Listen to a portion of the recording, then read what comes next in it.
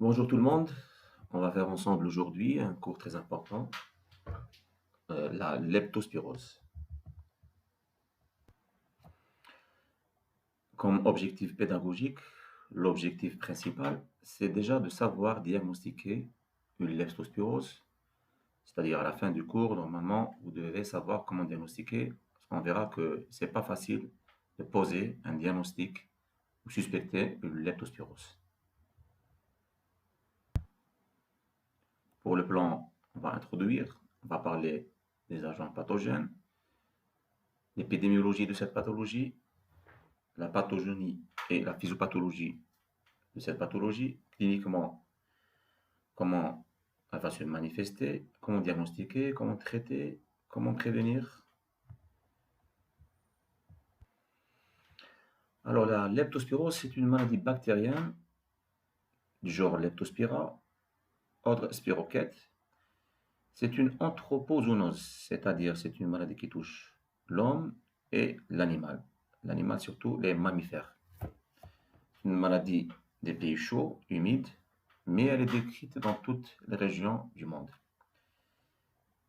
C'est une maladie qui touche surtout à un caractère professionnel. On verra après dans le cours, certaines professions sont à risque. La leptospirose pose un problème énorme en matière de santé publique au niveau mondial. C'est la maladie zoonotique la plus répandue dans le monde. L'OMS déclare pratiquement chaque année 1 million de cas sévères de leptospirose par an, avec plus de 60 000 décès. Le problème de la leptospirose, c'est le polymorphisme clinique. La clinique, elle est variée. Le deuxième problème, le diagnostic. Les techniques de diagnostic, c'est très difficile de les mettre en œuvre en pratique courante. On parle de la leptospirose comme une maladie négligée. Pourquoi elle est négligée? Parce que ça touche surtout les pays pauvres, les pays tiers-mondistes. Elle est négligée par les médecins parce que le diagnostic est difficile, la clinique n'est pas évidente. C'est pour ça que les chiffres donnés, généralement au niveau mondial ou au niveau national, c'est des chiffres sous-estimés. Elle est négligée parce qu'il n'y a pas beaucoup de recherches sur cette pathologie en matière de vaccins, de prévention.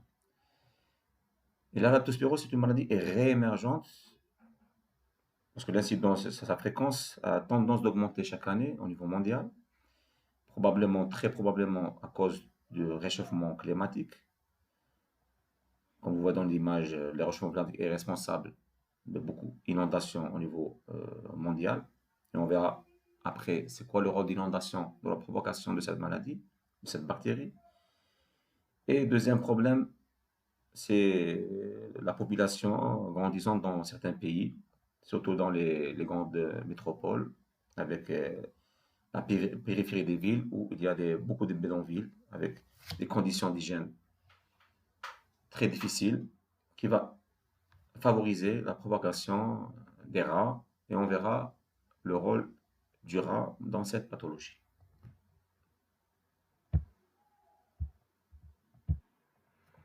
Donc c'est quoi l'agent pathogène? On distingue deux espèces de leptospires. C'est une très grande famille. Il y a les leptospires interrogans, c'est des bactéries pathogènes. Et leptospire biflexa, c'est des bactéries inoffensives, saprophytes, qui ne sont pas pathogènes. Il y a 22 espèces, dont 10 pathogènes, plus de 300 sérovars, dont 250 pathogènes. On ne va pas tout citer les sérovars, mais il faut savoir que certains sérovars touchent par prédilection certains animaux. Par exemple, le cochon, c'est plutôt le sérovar Pomona. Les bovins, les vaches, c'est plutôt Arjo et Pomona. Les chevaux peuvent être contaminés par la Bacillva. Les chiens peuvent être contaminés par le sérovar Canicola. Et ce qui est très important, le rat, le réservoir principal, c'est cette souche Ectorohemorrhagica qui donne des formes sévères. Même les autres, toutes les animaux, on verra les animaux qui vont être infectés par cette bactérie. On voit dans le microscope électronique à fond noir C'est une bactérie qui est un peu lente et elle a la forme spirale, c'est comme un ressort. Cette forme qui va aider et favoriser la dissémination dans l'organisme humain et facilite la pénétration en milieu cellulaire. Donc le réservoir principal de cette bactérie, c'est un réservoir animal. Toutes les espèces mammifères peuvent être atteints, qu'ils soient domestiques ou sauvages. Le réservoir principal, c'est le rongeur, principalement le rat, même la souris. Il va coloniser les rats. C'est des porteurs sains, ils ne tombent pas malades, mais ils peuvent éliminer des quantités importantes de bactéries de leptospire dans l'environnement par les urines. Ce qui fait automatiquement les autres animaux, comme les chiens, les bovins, les chevaux, les moutons, pratiquement la majorité des mammifères peuvent être contaminés par le milieu extérieur et tomber malades, et eux-mêmes peuvent éliminer la bactérie dans le milieu extérieur. Donc la source de la contamination, la source de l'infection, c'est les eaux et le sol contaminés par les urines des animaux infectés. Il faut savoir que la bactérie, la leptospire, peut survivre pendant des semaines, voire des mois dans le sol, dans la boue, dans les eaux et dans les zones humides.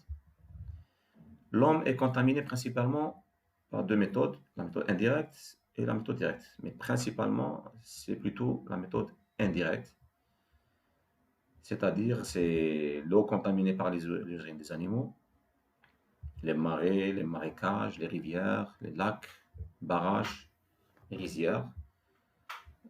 L'homme est contaminé d'une façon accidentelle, soit par activité en contact direct avec l'eau, c'est indirectement, il peut être contaminé, soit contact avec les animaux, et rarement on verra après par morsure de rat, dans la méthode directe. Généralement, la leptospire peut pénétrer facilement la peau, soit à cause des petites plaies,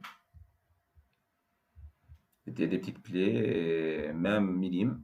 La leptospire peut facilement pénétrer la peau. La leptospire peut aussi pénétrer par voie cutanée, plutôt par voie conjonctivale, les conjonctives, la bouche, génitale. C'est surtout en se baignant qu'on peut être contaminé par cette voie. Donc, les facteurs de risque, on a vu que c'est une maladie professionnelle. Il y a certaines professions à risque, c'est-à-dire des professionnels où, par exemple, c'est les éboueurs, les égoutiers. Il y a un risque énorme parce qu'il y a beaucoup de rats dans cette région, dans le lieu de travail. C'est un milieu contaminé par les urines des rats. Et s'il n'y a pas de précautions, si on travaille par des mains non protégées, facilement, ces travailleurs peuvent être contaminés. Les agriculteurs, parce qu'ils ont une relation importante avec l'eau, les rivières, les barrages. Si l'eau est contaminée, l'agriculteur peut lui aussi être contaminé facilement, parfois cutané ou même conjonctival. Pour l'autre méthode, c'est les expositions dues au loisir. C'est plutôt les gens qui vont se baigner dans les rivières, les lacs.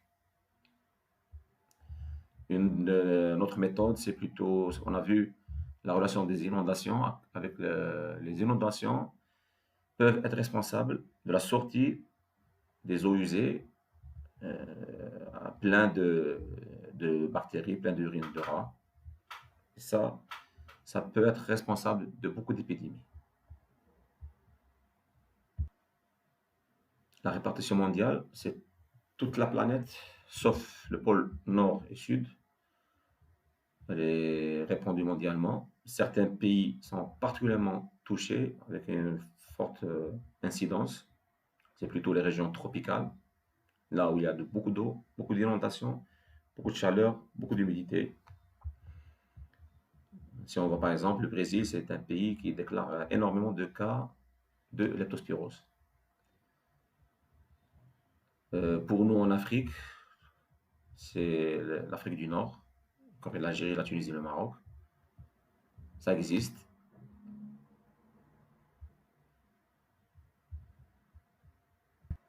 En Algérie, elle se présente en cas sporadique. Pratiquement les pays, les régions du nord algérien sont touchées. C'est des cas sporadiques, par moment quelques épidémies, mais il faut distinguer deux foyers épidémiques où il y a beaucoup de cas déclarés annuellement. La première, c'est la plaine de Mitija, pratiquement c'est là où il y a de Belida, de Tipaza, côté est d'Alger. C'est une région agriculture, il y a plein d'agriculture, il y a plein de régions très humides. Et les rats dans cette région sont très affectés par la leptospire, même les animaux domestiques et les animaux d'élevage. C'est pour ça qu'il y a beaucoup de cas déclarés annuellement, avec une moyenne de 40, 50, par moment 100 cas par an. La deuxième région, c'est la wilaya de Tizi Ouzou, surtout dans les régions rurales. Il y a beaucoup de cas de leptospirose déclarés. Mais sinon, toutes les wilayas déclarent des cas sporadiques de leptospire. La recrudescence, c'est plutôt, on a des pics estivaux automnales avec une prédominance masculine. Prédominance masculine, c'est logique. Si on voit le mode de contamination, c'est plutôt des hommes qui exercent des professions à risque, surtout l'agriculture, ou même les loisirs chez nous, c'est la baignade dans les eaux douces, les lacs.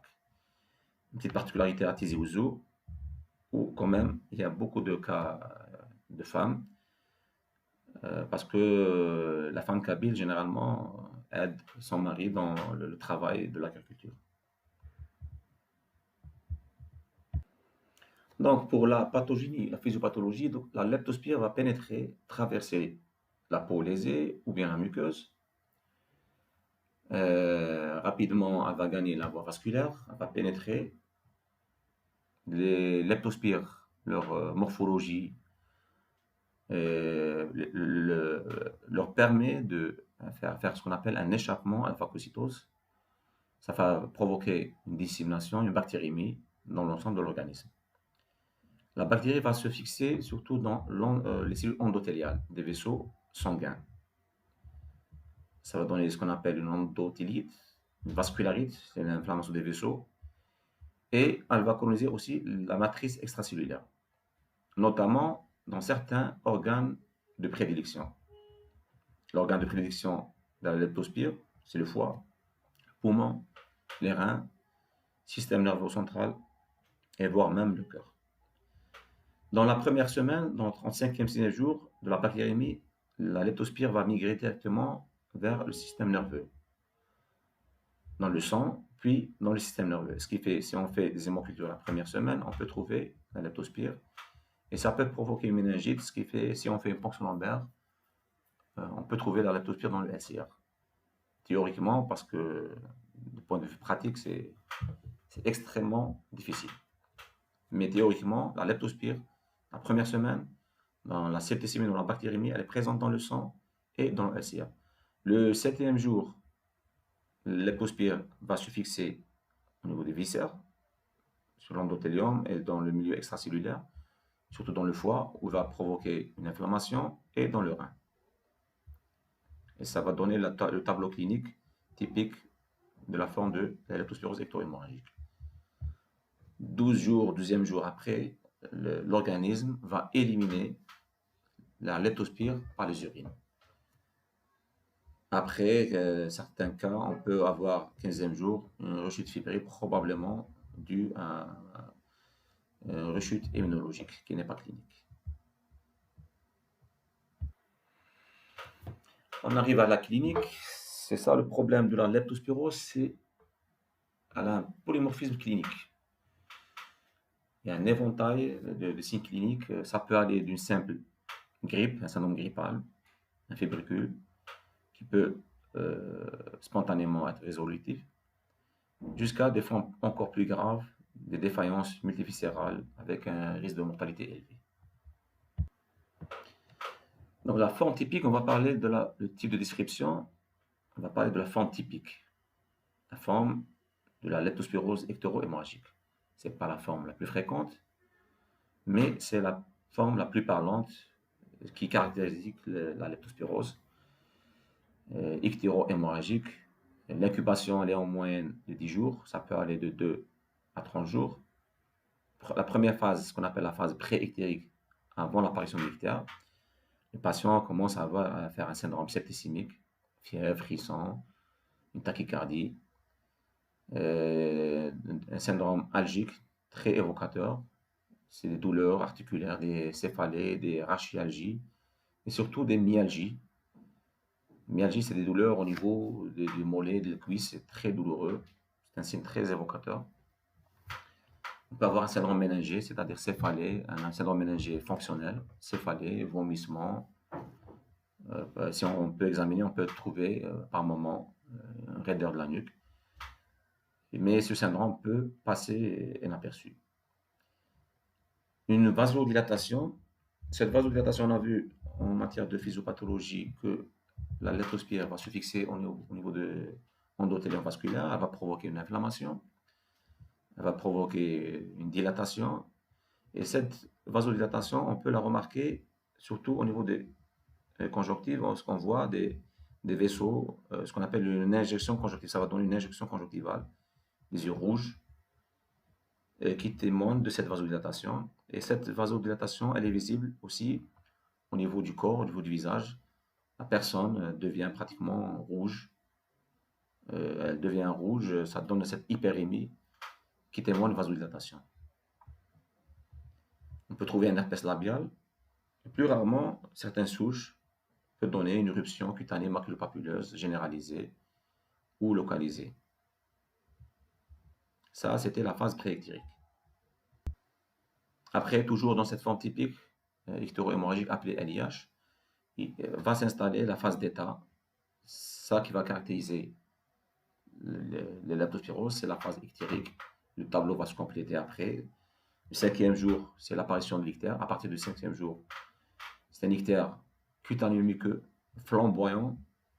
Flamboyant, il est brillant, c'est un ictère qui brille, on voit la peau qui brille, et typiquement orangé. Ce qui fait, c'est typiquement leptospirose. Généralement, les ictères, ça donne le verdâtre, jaunâtre. Mais dans la leptospirose, sa forme typique, c'est pas un signe constant, mais c'est très évocateur de la leptospirose. C'est un ictère qui est typiquement orangé. Pourquoi orangé? On a vu, comme dans la phase préictérique, il y a une hyperémie, cette vasodilatation qui donne un visage qui est rouge et une peau qui est un peu rouge. Et avec l'ictère, qui est jaune, c'est le problème, c'est plutôt les couleurs essentielles, c'est rouge plus jaune, ça donne une couleur orangée. On a des urines foncées, on peut trouver l'examen clinique une hépatomégalie. Le syndrome infectieux, la température commence à baisser, 2 au 3e jour après l'apparition de l'ictère, pour devenir normal au 10e jour. Le syndrome méningé est toujours présent, c'est-à-dire les céphalées, raideur de la nuque, mais généralement, il passe inaperçu. Et le syndrome rénal qui témoigne de l'atteinte, le début de l'atteinte du rein, on a vu que la leptospire a des organes de prédilection. On a compris pourquoi il y a l'ictère, parce que l'atteinte des hépatocytes, l'inflammation, et l'atteinte tubulaire et néphrologique.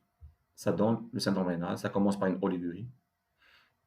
Si on fait une bandelette, on peut trouver des protéinuries, une hématurée. Si on fait un bilan, l'urée sanguin est augmenté. Ça témoigne d'une souffrance rénale. Puis, le syndrome hémorragique, au départ, dans ce début, il peut être discret. Ça peut être des épistaxis, gingivorragie, des pétichés discrètes. Mais un signe qui peut nous aider, c'est cette hémorragie sous-conjonctivale. On a vu que cette vasodilatation, cette vascularite, le vaisseau peut éclater, donner cette lahore qui, avec tout ce tableau orangé, c'est un signe indicateur qui laisse penser à une leptospirose. C'est pour ça qu'on parle de leptospirose ectohémorragique en élictère. Et on a le syndrome méningé qui est au départ minime, épistaxis, hémorragie. Et on verra après, dans des formes plus sévères, il peut être impressionnant. Toujours dans la leptospirose, ça, c'est des photos réelles. C'est un patient, c'est un éboueur de profession. Il fait un ictère orangé avec cette fameuse injection, c'est une injection conjonctivale avec une petite conjonctivite et une vasodilatation. Toujours dans la forme typique, LIH, dans cette forme qui n'est pas vraiment grave, c'est typique. L'évolution spontanée, ça peut aller même sous traitement, c'est surtout spontané, elle peut évoluer en 3 phases. La phase intermédiaire, ce qui fait, on est à J10 de l'évolution, la température casse, diminue, le syndrome méningé et ictère commence à régresser. Puis entre le 15e et le 19e jour, on a une réapparition de la fièvre, mais avec une reprise de syndrome algique, des fois une éruption, mais l'ictère commence à régresser. Après, on a ce qu'on appelle la phase d'effervescence, une chute thermique, disparition de l'ictère, et le patient commence à faire une crise urinaire très importante avec polyurie, qui témoigne de la guérison. Mais malheureusement, ça, c'est pas toujours le cas. Généralement, ça évolue vers une autre forme encore plus grave, et on verra dans les formes cliniques. Justement, ça va nous ramener à parler des autres formes cliniques. On a vu la forme typique, on a dit que ce n'est pas la forme la plus fréquente, mais c'est surtout la forme anictérique qui est la plus fréquente. C'est cette forme qui égare le diagnostic, qui ne fait pas penser à la leptospirose et qui représente 80% des cas. On peut avoir une forme fébrile pure, pseudo-grippale. Ça fait un tableau de grippe, fièvre, céphalée, des arthromyalgies. On peut avoir même une injection conjonctivale, des fois une éruption, un herpès. Et l'évolution, elle est spontanée et peut régresser en 5 à 6 jours. Malheureusement, parfois, elle peut évoluer vers une forme encore plus grave. Et cette forme, c'est rarement on peut diagnostiquer la leptospirose, elle peut passer pour un autre diagnostic.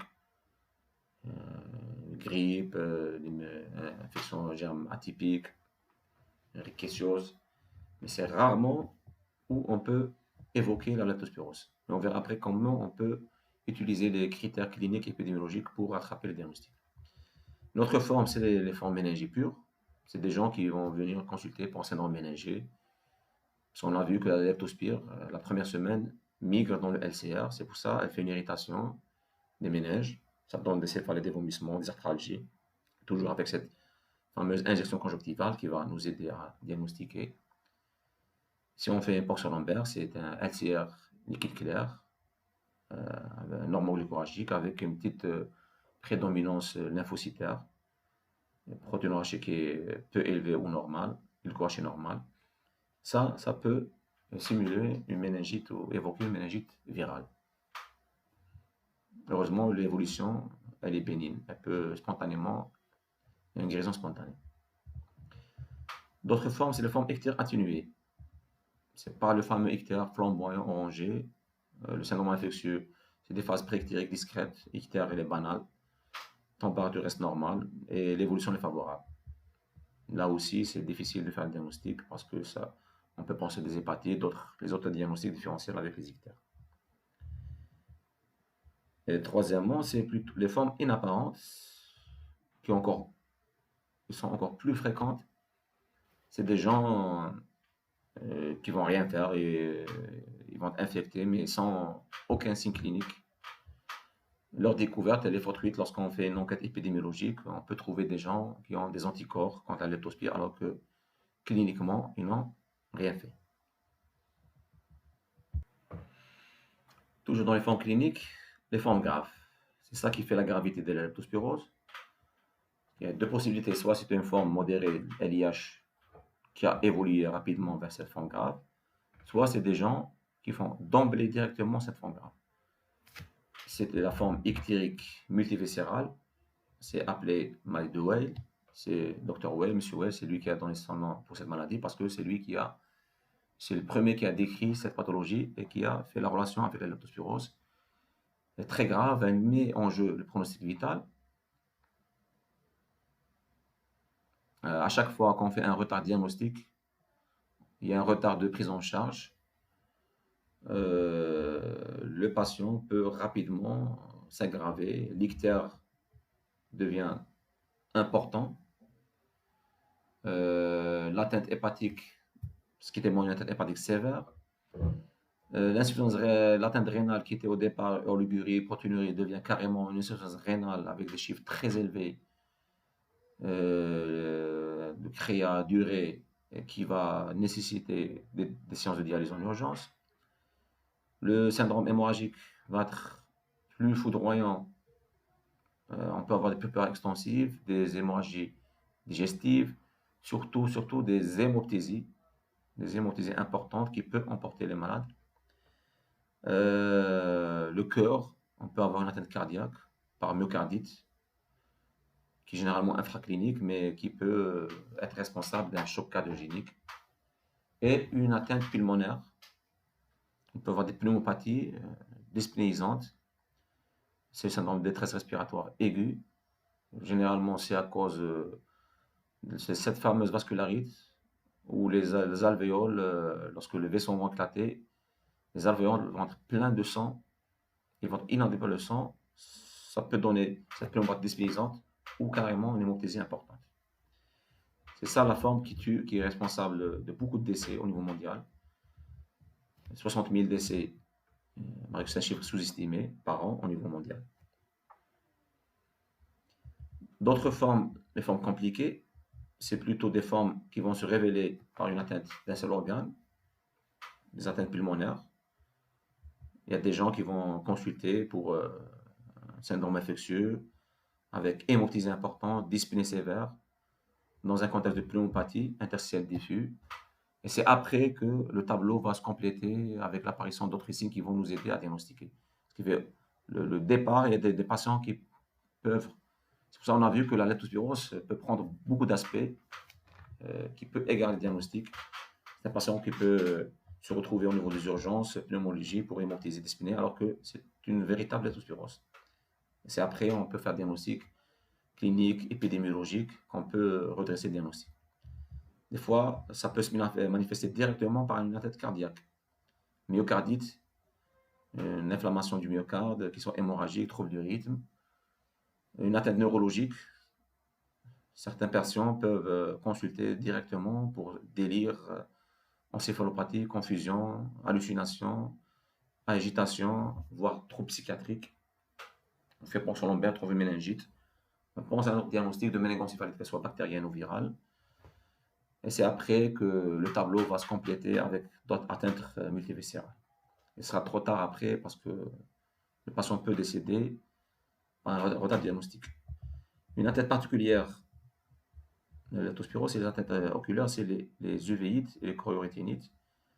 Parce que dans la migration de la leptospire, parce que la leptospire, sa forme spirale, peut facilement bouger dans le milieu liquide, à savoir le sang, le LCR, les urines, mais aussi l'humeur aqueuse.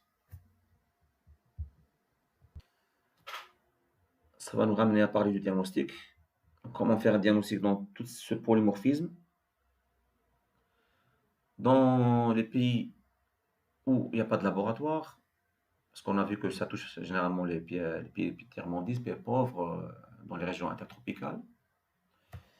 Et on verra après que le diagnostic n'est pas facile biologique, mais l'OMS, dans les régions épidémiques où il y a beaucoup de leptospire, elle a appliqué, il y a un tableau très important, mais la conclusion de ce score, il y a un score de l'OMS.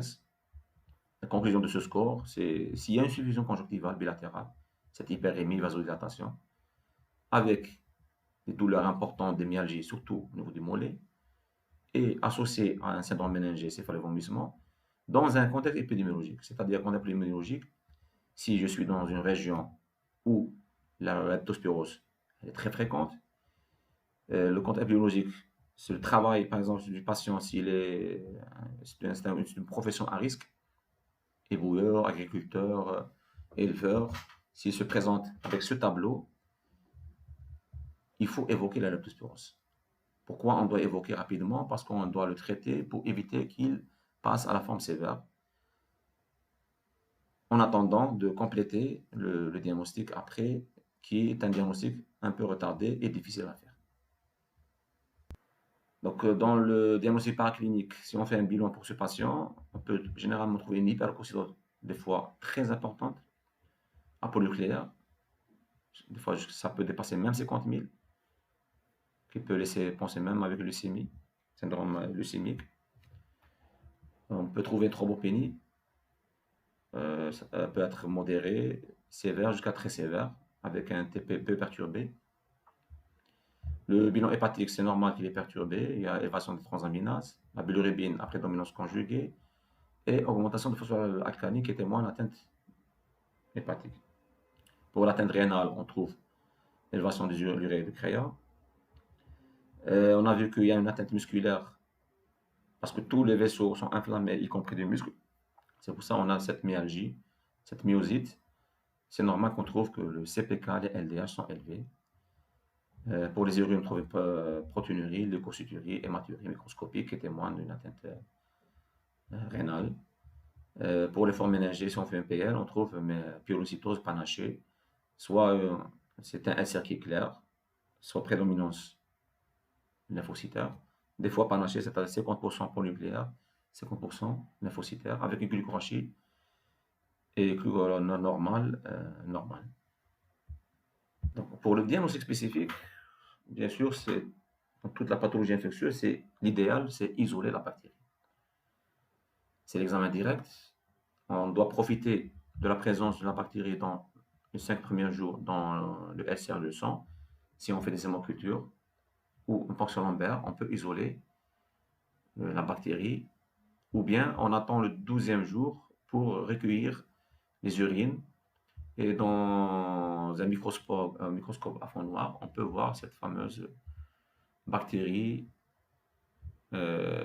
spirale dans les examens directs. Sinon, c'est la culture, elle est lente et difficile, ça peut laisser 2 mois. Ça, en théorie, ça c'est l'idéal, mais cette technique, elle est réservée pour certains laboratoires ultra sophistiqués. Même dans les pays occidentaux, c'est pas une technique courante, c'est plutôt fait pour les études, c'est plutôt pour études, non pour faire diagnostic. Elle n'est pas pratique. Même dans les pays développés, c'est pas évident d'isoler cette bactérie. C'est très difficile d'isoler cette bactérie. C'est plutôt théorique, mais en pratique, c'est pas faisable. C'est pour ça qu'on a recours à d'autres diagnostics, des techniques sérologiques plutôt. Au départ, il y avait le test rapide. Le test rapide, c'est une macroagglutination sur l'AMP. C'est pas un test c'est plutôt un test de dépistage. Ça témoigne que la personne a des anticorps contre la leptospirose, mais ça ne donne pas est-ce qu'il est en phase de maladie ou il a contracté la leptospirose auparavant. Il n'a pas d'intérêt de diagnostic, c'est plutôt l'intérêt de dépistage surtout. Mais le test le test de confirmation, c'est la méthode de référence par l'OMS. C'est le test de microagglutination, le MAT, appelé la réaction de Martin-Petit. C'est la méthode de référence. C'est une technique quand même, c'est pas une technique facile parce que même cette technique, elle nécessite un laboratoire spécialisé parce qu'il faut avoir les souches, il faut avoir un microscope à fond noir et mettre le sérum avec des antigènes déjà préparés pour voir l'agglutination sur le microscope noir. Le seuil de positivité, c'est 1 sur 100. Malheureusement, comme toutes les sérologies, elles sont positives à partir du 8e, 10e jour, ce qui fait qu'on ne peut pas faire le diagnostic du patient avant 10 jours et nécessite le plus souvent être répété.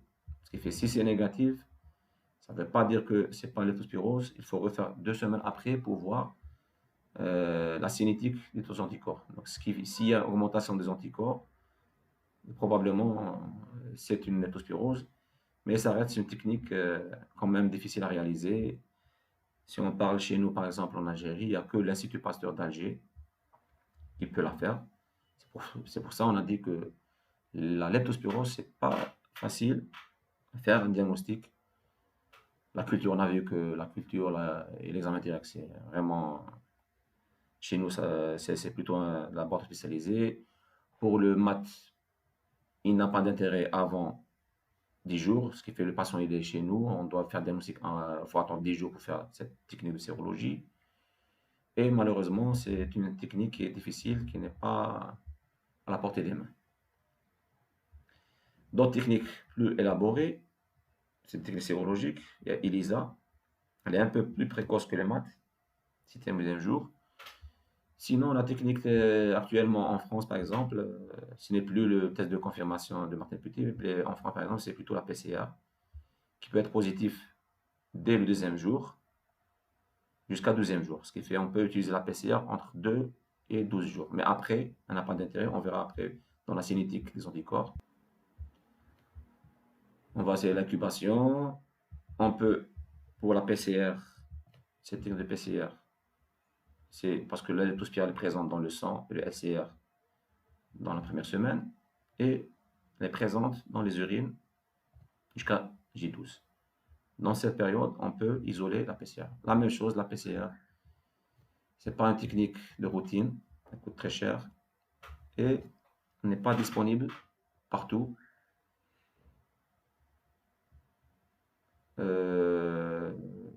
Même en Algérie, c'est plutôt l'IPA, Institut Pasteur d'Alger, qui peut la faire. C'est pour ça, pour la sérologie de Martin Petit, c'est les anticorps. Les anticorps, ils commencent à être détectables à partir de J10, J8, J10. Ce qui fait avant, dans cette période, des hémocultures, PCR, isoler la bactérie, c'est impossible. Dans la laboratoire spécialisé. PCR non disponible.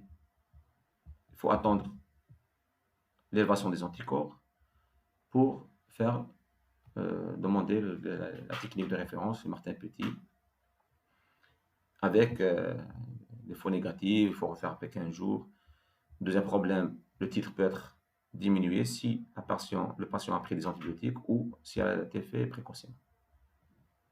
Ça témoigne pour dire que on est obligé de suspecter la leptospirose plus tôt cliniquement parce que l'examen, c'est pour ça qu'on a parlé au départ que c'est une maladie qui est un peu négligée. On ne pense pas à cette pathologie, elle peut passer inaperçue et son diagnostic est difficile. Donc, pour le diagnostic différentiel, qu'est-ce qui peut simuler ou ressembler à une leptospirose? Pour la forme ectoro-hémorragique, l'angiocolite, c'est l'obstruction des voies biliaires avec lithiase qui peut donner une septicémie, c'est une urgence, septicémie avec ictère important, CIVD, thrombopénie, atteinte rénale. C'est un sepsis sévère qui peut aller jusqu'à choc septique. Le diagnostic est facile, on peut faire une échographie d'urgence pour éliminer. Les hépatites fulminantes, hépatite A, B, C, qui peuvent venir dans un tas avec TP effondré, facteur 5 effondré, ictère important, syndrome hémorragique et des fois même atteinte rénale. Ce qui nous concerne surtout chez nous en Algérie, c'est la fièvre boutonneuse maligne. Les formes malignes peuvent donner un ictère flamboyant, un syndrome hémorragique, une éruption cutanée, parce que même la peut donner une éruption cutanée, des fois qui peut passer inaperçu à cause de l'intensité de l'ictère, et une atteinte rénale qui peut aller jusqu'à dialyse. Pour les autres pathologies tropicales, un paludisme grave, un neuropaludisme, dans un ictère franc, anémie sévère, thrombopénie sévère, atteinte rénale. On peut parler d'autres syndromes hémorragiques virales, la dengue, chikungunya, aussi peut simuler la leptospirose. Le problème se pose aussi dans les formes méningées pures. Ça peut aller, c'est une grippe, les formes méningées ou fébriles pures. Là, le diagnostic, on peut penser à tout, une grippe, germe intracellulaire, rickettsiose, méningite virale. Ça vous ramène des traitements, comment on doit traiter cette pathologie, on verra que le traitement est facile. Si on fait un diagnostic rapide, on suspecte rapidement la maladie, si on applique les recommandations de l'OMS. Donc si c'est une leptospirose peu sévère, la doxycycline, elle est efficace, 100 mg 2 fois par jour, 7 à 10 jours, contre-indiqué chez les enfants moins de 8 ans et la femme enceinte. C'est contre-indiqué.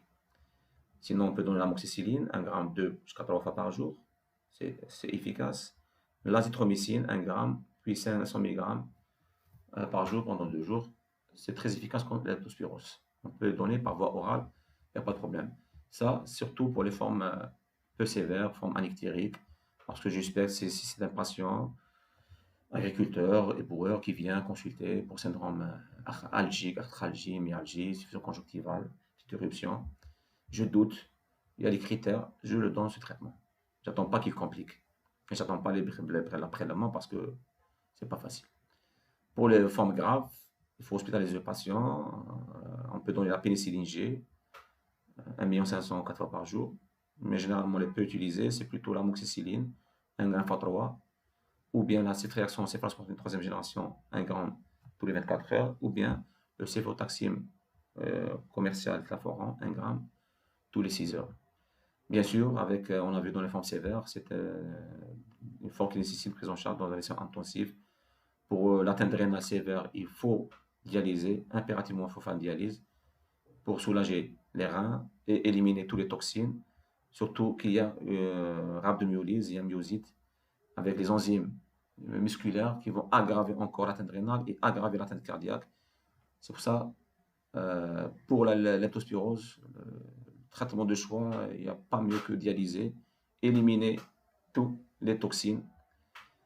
Pour les atteintes pulmonaires, c'est SDA, c'est ventilation mécanique. Si y a un syndrome hémorragique, anémie, il faut transfuser, donner les plaquettes. Après, les recommandations diffèrent de chaque pays. Certaines études préconisent une corticothérapie, certaines études préconisent des immunoglobulines, certaines études préconisent les plaquettes. Mais il faut donner quelque chose, surtout parce qu'il y a une thrombopénie sévère qu'il faut la corriger. Pour les formes cardiogéniques, c'est plutôt les drogues vasoactives. Mais généralement, pour les formes graves, l'intérêt d'antibiotiques il est discutable parce que c'est trop tard. Généralement, on a vu que la leptospire, elle est là, à J12, elle est éliminée, mais c'est des dégâts qui vont faire cette symptomatologie. C'est pour ça que l'OMS a insisté de rapidement poser un diagnostic de leptospirose et traiter dans les premiers jours, pour éviter la forme grave. Parce qu'après, antibiotiques, en absence de leptospire, c'est discutable. Ça va nous ramener pour prévenir cette pathologie. C'est facile, il faut éviter les zones humides ou pilules rongeurs, éviter les baignades dans les eaux mal connues, les rivières, pour individuel, pour les gens professionnels, protection de bottes, de lunettes.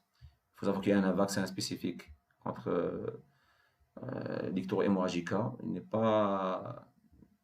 ne couvre pas toutes les souches, mais utilisé surtout pour certaines professions à risque, les égoutiers, les boueurs. On peut donner une chimioprophylaxie en cas de risque d'exposition. On peut donner une chimioprophylaxie, une doxycycline de 100 mg par semaine, une efficace 95%, utilisée pour surtout les militaires ou les gens qui vont faire des baignades, ou c'est des gens qui vont faire une sortie dans la nature ou dans des régions où il y a beaucoup de leptospirose. Si on sait qu'il y a un risque de se contaminer, on peut prendre un comprimé par semaine. Et bien sûr, contrôler les animaux pour réaliser la population animale, les chiens, les troupeaux, lutter contre les rongeurs, surtout les rongeurs, parce qu'on a vu le rôle important des rongeurs. En conclusion, c'est le polymorphisme clinique de cette infection qui donne une sous-estimation de l'incidence et qui va encore engendrer un retard diagnostique très fréquent de la leptospirose. On a vu que le diagnostic c'est difficile, le diagnostic repose essentiellement sur un faisceau. C'est des faisceaux d'arguments épidémiologiques, surtout cliniques et biologiques selon la disponibilité. Et quelques références et je vous remercie pour votre attention et bon courage.